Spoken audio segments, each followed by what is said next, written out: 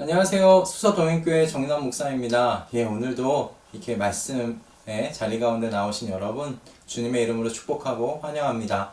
오늘도 하나님께서 우리에게 또 귀한 은혜의 말씀을 준비해 놓으신 줄로 믿습니다. 한 주간 주님께서 주신 말씀으로 한번 살아보겠다. 그 마음으로 우리 함께 말씀의 자리 가운데 나아가겠는데요. 이렇게 기도하고요. 그렇게 우리 말씀 자리에 나아가겠습니다. 기도하겠습니다. 하나님, 우리의 마음을 주님 앞에 내어놓고 이 아침에 주의 말씀을 듣는 자리 가운데 나왔습니다. 주님, 우리의 심령을 주의 말씀으로 가득 채워주시었고 주의 말씀을 따라서 우리의 길을 다시 한번 정비하고 그 길로 또박또박 걸어 나아갈 수 있도록 인도하여 주시옵소서.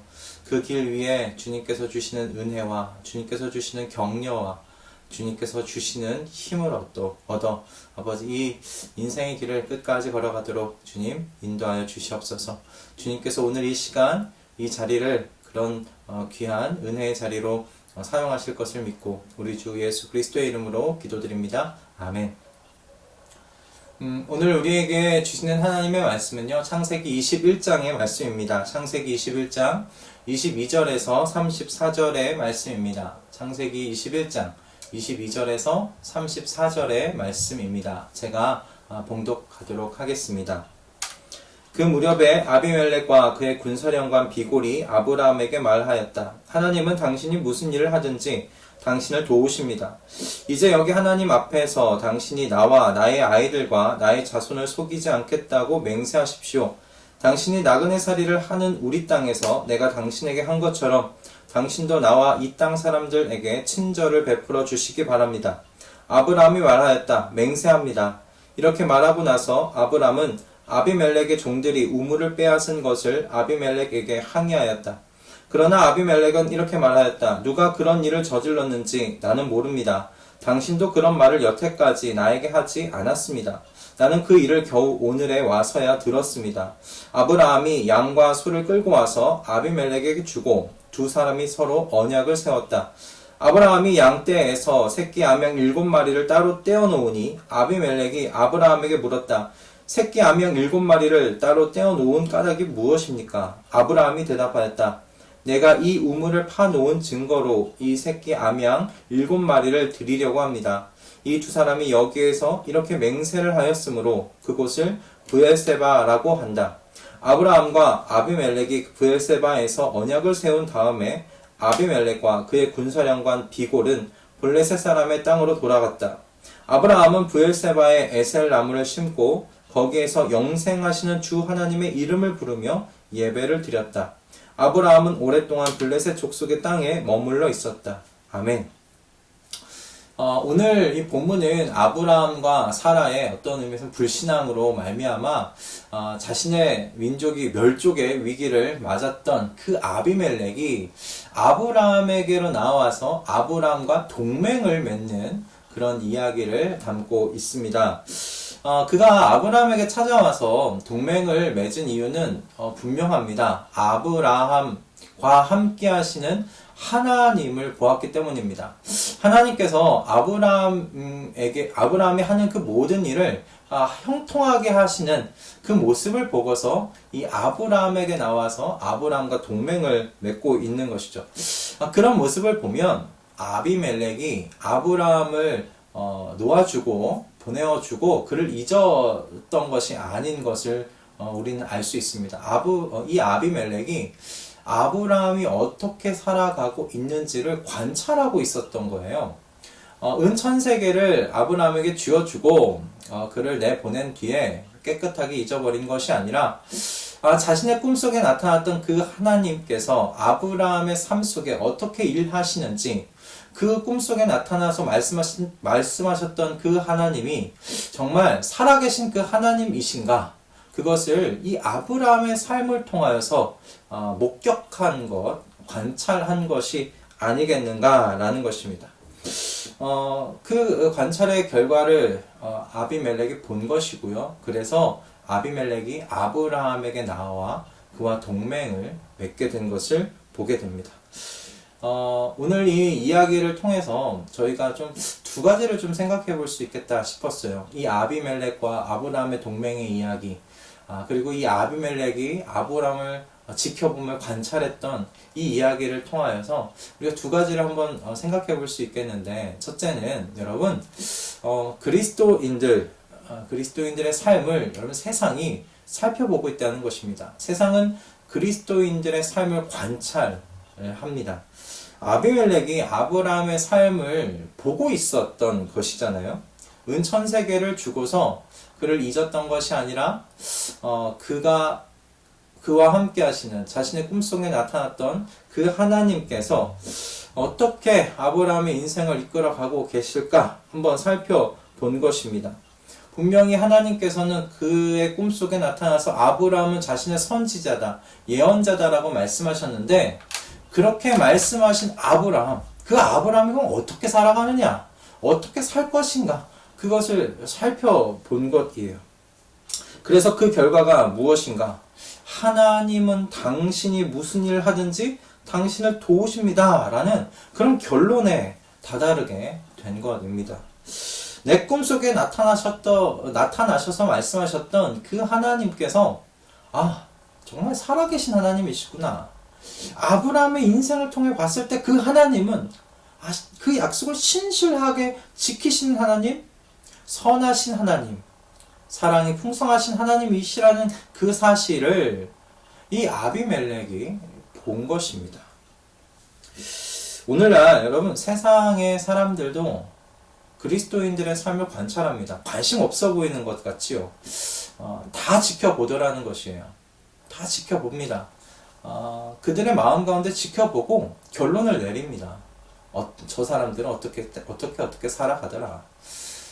요즘에 세상의 사람들이 그리스도인들을 바라보며 관찰하며 그 결과 가지고 있는 마음이 나와 저 사람의 삶이 그리 다르지 않네 라는 것이 아닐까 걱정이 됩니다. 별로 다른 것 없네. 저들의 삶 속에서 하나님 살아계시다는 증거, 저들이 철석같이 믿고 있는 그 하나님이 살아계시다는 증거 나는 발견하지 못하겠는데, 그 하나님이 정말 살아계신지 그들의 삶을 통해서는 잘 알지 못하겠는데 라는 것이 아닐까라는 걱정이 드는 것입니다. 그냥 그들이 믿는 하나님은 어떤 철학적인 하나님 정도로 여기고 있는 것은 아닌가라는 것이에요. 하나님을 알지 못하는 사람, 그들은 여러분 하나님을 아는 사람의 삶을 통해서만 하나님을 보고 만나게 되더라는 것입니다. 물론 하나님께서 그들의 삶 속에 인격적으로 나타나셔서 그들을 만나 주실 수 있으십니다. 충분히 우리 하나님 그렇게 하실 수 있으시죠. 그러나 대부분은 하나님을 먼저 안 사람들의 그 삶을 통해서 이 아비멜렉처럼 세상의 사람들이 하나님을 보게 되는 것입니다. 하나님이 당신의 삶과 함께 하셔서 당신을 형통하게 한 것을 내가 봅니다 라고 이 고백하는 이 아비멜렉과 같이 말입니다. 그러므로 여러분, 저희가 하나님의 그 바라시는 삶을 담아내지 못한다면 우리는 두 가지 죄를 짓는 것 같아요. 하나는 하나님 앞에 죄를 짓는 것이죠. 우리에게 크신 지극하신 사랑과 크신 은혜를 베풀어 주신 그 하나님의 마음, 그것을 담아내지 못하는 그 삶에 대한 죄스러움과, 또 하나는 여러분 하나님을 만날 수 있는 기회를 세상 사람들로부터 우리가 박탈하고 있는 것은 아닌가라는 생각이 들었어요. 저들이 누구를 통해서 볼 수 있겠습니까? 우리의 삶을 통해서 볼 수 있는 거거든요. 그런데 우리가 살아내지 못한다면, 우리가 살아계신 하나님, 우리가 신실하신 하나님, 그 하나님을 드러내지 못한다면, 우리 삶 속에 담아내지 못한다면 그들은 볼 수가 없는 겁니다. 기회를 박탈당하고 있는 것이지요. 우리가 그와 같은 죄를 잘못을 저지르고 있는 것 아닌가라는 그런 회개가 오늘 이 말씀 묵상하면서 들었습니다. 여러분, 우리는 세상 안에서 살아가는 그리스도인들입니다. 그러므로 우리 그리스도인들은 세상의 관찰로부터 자유롭지 못합니다. 그 사실을 여러분 기억하십시오. 그들 안에서 그러므로 하나님을 드러내시는 하나님의 선하심, 하나님의 신실하심, 우리를 그렇게 형통케 하시는 그 하나님을 드러내는 삶을 우리가 살아내기를 결단하는 우리 말씀동의 식구들 다 되실 수 있기를 정말 주님의 이름으로 축복합니다. 여러분, 그러므로 이 연장선상에서 우리 두 번째 생각할 수 있는 건 무엇인가? 여러분, 하나님께서는 모든 사람들이 구원받기를 원하시는 그 마음을 갖고 계신 하나님이시다라는 사실입니다. 그럼 아브라함과 아비멜렉의 이 이야기에는 하나님의 이 구원에 대한 모략이 숨어 있는 것을 이 말씀을 묵상하면서 보게 되었습니다. 아비멜렉이 직접 찾아온 이유가 무엇이었어요? 아브라함의 형통함을 보고 온 것이었거든요. 물론 우리에게 보여진 아브라함의 이야기 속에는 이 아브라함의 연약함이 다 드러나 있지 않아요? 아브라함이 얼마나 흔들렸는지, 아브라함이 온전히 하나님을 신뢰하지 못했던 것, 그런 이야기를 우리는 다 알고 있습니다. 그러나 하나님가 보여줬던 그 믿음, 그 연약하지만 가지고 있었던 그 믿음을 의롭다라고 여겨주셨어요. 그리고 하나님께서는 그를 신실하시게 대하여 주셨고 선하게 대하여 주신 것을 우리는 그 이야기 속에서 살펴보게 됩니다. 그 결과가 무엇인가? 아비멜렉의 눈에는 아브라함의 그 형통함이 보인 겁니다. 하나님이 형통하게 해주시는 것이 보인 거예요. 그러니까 아브라함이 보인 것이 아니라, 아브라함의 불신앙적인 모습, 연약한 모습이 보이는 것이 아니라, 그럼에도 불구하고 아브라함을 형통하게 해주시는 그 하나님이 아비멜렉의 눈에 들어온 것입니다. 하나님께서 아브라함을 형통하게 하심으로 어떤 일이 일어나는가? 그의 형통함을 보고 이방인들도 하나님의 그늘 아래로 들어올 수 있도록 하나님께서 지금 그런 모략을 펼치시는 모습이 이 아비멜렉과 아브라함의 동맹을 맺는 이 이야기 속에서 드러나고 있다라는 생각이 들었어요. 그런 의미에서 아비멜렉은 아브라함을 통한 어쩌면 하나님의 모략에, 이방인을 향한 하나님의 모략의 첫 열매가 아닐까라는 생각도 들었습니다. 저는 하나님을 신뢰함으로 그분의 뜻에 순종함으로 살아가는 그 하나님의 백성의 삶을 하나님께서는 결국 형통케 하신다고 저는 믿습니다. 그리고 저는 그게 사실이라고 생각이 들어요. 여러분, 형통이라는 것이 그 요셉의 이야기를 통해서 좀 잘 아시겠지만 어떤 물질적인 부요함을 형통이라고 이야기를 하지 않습니다. 다른 사람들이 이렇게 눈을 들어서 존경의 눈초리로 바라보는 어떤 권세의 자리? 그것도 형통의 자리가 아니었어요. 하나님께서 이 요셉을 형통하게 하셨다라는 자리가 어디면 다 노예살이 때의 자리였고요. 그리고 감옥살이 할 때의 자리였어요. 하나님께서는 요셉을 형통하게 하셨다고 그래요. 근데 그는 노예였고 죄인으로서 감옥에 있었거든요. 그럼 무엇이 형통인가? 그 말씀 속에서 나타나는 것은, 여러분, 형통은 하나님께서 그가 하는 모든 일을 순리대로 열매 맺게 해주시는 것이 형통이에요. 형통함이란 하나님께서 그가 하신 그 모든 일을 순리대로 되게 하여서 열매를 맺도록 만드시는 것, 그것이 형통함입니다. 열매 맺는 삶이 얼마나 이렇게 복된 삶입니까? 그가 하는 모든 일마다 열매가 맺혀집니다. 여러분, 그것이 형통함입니다. 그것이 부요함으로 이어지지 않아도, 권세의 자리를 잡는 것으로 이어지지 않아도 성경은 그를 하나님께서 형통하게 하셨다라고 말하는 것을 우리는 보게 돼요. 여러분, 아비멜렉이 아브라함의 삶에서 그걸 본 겁니다. 하나님은 당신이 무슨 일을 하든지 당신을 돕고 계시는 것을 내가 보았습니다. 그것이 아브라함의 형통함인 것이죠. 물론 아브라함이 부자였고 그가 그 지역에 어떤 의미에서 영향력이 있는 사람이었던 것은 확실합니다. 그러나 아비멜렉이 본 것은 이 아브라함이 무엇을 하든지 열매가 맺혀지네.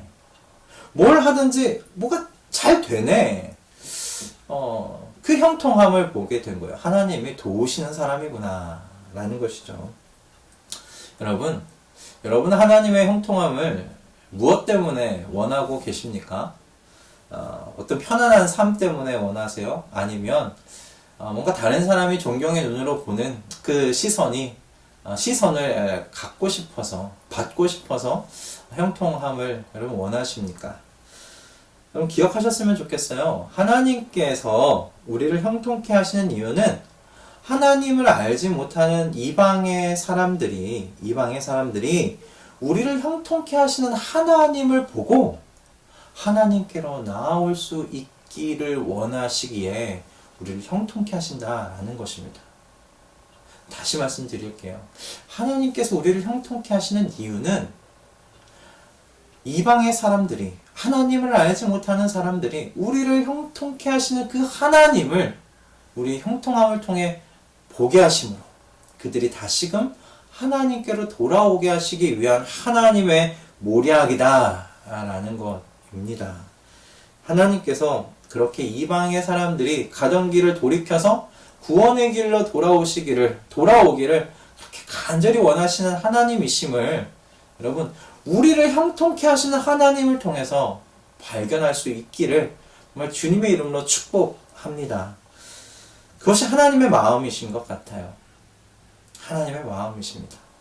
사랑하는 말씀동행 식구 여러분, 하나님께서 당신의 백성들을 세상 속에서 살아가게 하시는 하나님의 그 모략의 뜻을 마음에 새기시는 월요일 아침 되시기를 정말 주님의 이름으로 축복합니다. 그래서 우리를 관찰하는 세상 속에서 하나님, 저를 형통하게 해주십시오. 저를 형통하게 해주십시오.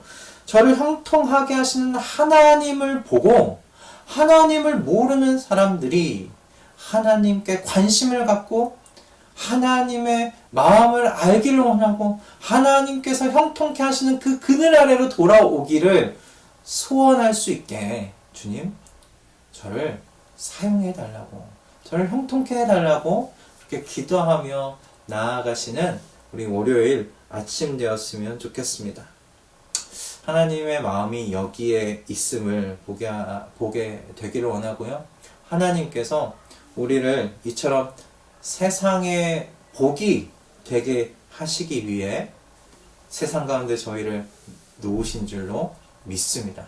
그 세상 속에서 이 일을 감당하기를 원할 때 하나님께서 우리의 삶을 안심하시고 형통의 길로 인도하시지 않을까 그런 생각 해보게 돼요. 여러분 어떻게 오늘 또 월요일 아침에 이 본문이 이렇게 시작하게 되었습니다. 여러분 하나님께 기도하면서 시작하십시다. 하나님 저를 형통하게 해주십시오. 제 하는 모든 일마다 하나님 도와주십시오. 그래서 아비멜렉이 아브라함에게 나와 동맹을 청했던 것처럼 하나님의 그 그늘 아래로 편입되기를 원했던 것처럼 세상 사람들이 하나님에 대하여 관심 갖게 해주십시오. 하나님의 그 그늘 아래로 신실하심과 사랑과 안전의 그 그늘 아래로 들어오기를 소원할 수 있도록 주님 제 인생을 형통하게 해주십시오. 저를 사용해 주십시오. 그렇게 기도하며 세상 가운데 나아가 세상의 관찰 속에서 그 시선 속에서 부담 갖지 마시고 힘껏 그 시선을 누리시는 우리 말씀동의 식구들 다 되실 수 있기를 주님의 이름으로 축복합니다. 세상이 우리를 봅니다. 하나님께서 그러나 우리를 형통케 하셔서 하나님 살아계심을 드러내실 줄로 믿습니다. 기도하겠습니다. 하나님 오늘 월요일 시작하는 이 한 주를 시작하는 이 아침에 이와 같은 말씀을 허락해 주셔서 감사합니다. 이 말씀 굳게 붙잡고 힘껏 살아낼 수 있도록 인도하여 주시옵소서. 세상 속에서 주님의 형통을 드러내며 주님 살아계시고 주님 신실하시고 주님께서 선하신 하나님이심을 드러내는 귀하고 복된 형통의 인생 되도록 주님 축복하여 주시옵소서. 하나님 알지 못하는 사람들이 그 형통함을 보고 주님께로 돌아오게 만들기를 원합니다. 주님, 부요해지기를 원하는 것이 아니라, 권세 잡기를 원하는 것이 아니라, 그 형통함을 보고 하나님 모르는 사람들이 돌아올 그 마음이 저희들의 소원입니다. 주님, 우리의 이 마음을 사용하여 주시옵소서. 감사드리며 우리 주 예수 그리스도의 이름으로 기도드립니다. 아멘. 할렐루야. 오늘 하나님께서 정말 귀한 말씀으로 한 주를 또 시작하게 해 주셨습니다. 이 말씀 여러분의 삶 가운데 정말 그 길에 빛이 되고 등불 되었으면 좋겠고요. 이 하나님의 마음을 알아서 이 마음을 가지신 하나님을 시원케, 그 마음을 시원케 해드리는 우리 하나님의 백성들, 하나님의 종 되었으면 좋겠습니다. 우리 잠시 또 기도하면서 하나님 저를 형통케 해주십시오. 세상 속에서 하나님 모르는 사람들, 하나님 알지 못하는 사람들에게 하나님 살아계신 것 증거하고 보여줬으면 좋겠습니다. 그렇게 기도하며 하루를 시작하시면 어떨까 싶습니다. 여러분, 이 말씀으로 오늘 힘내시고요. 내일 아침에 또 주님께서 준비해 놓으신 말씀으로 우리 함께 만나도록 하겠습니다. 여러분, 오늘 하루 승리하십시오. 내일 아침에 뵙겠습니다.